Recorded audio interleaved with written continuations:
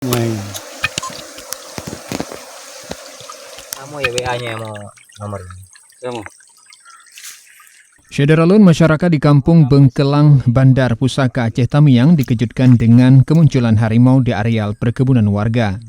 Harimau Sumatera ini telah memangsa seekor lembu milik warga pada Jumat 2 Oktober 2020.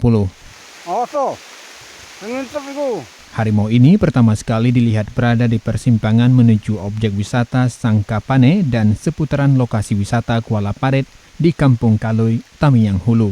Sebut aktivis dari kawasan ekosistem Pulau Sumatera atau KEMPRA, harimau muncul setelah dilakukan pembangunan spot wisata yang bersifat dadakan tanpa melalui kajian lingkungan sehingga mengganggu habitat hewan berbulu bintik-bintik hitam tersebut.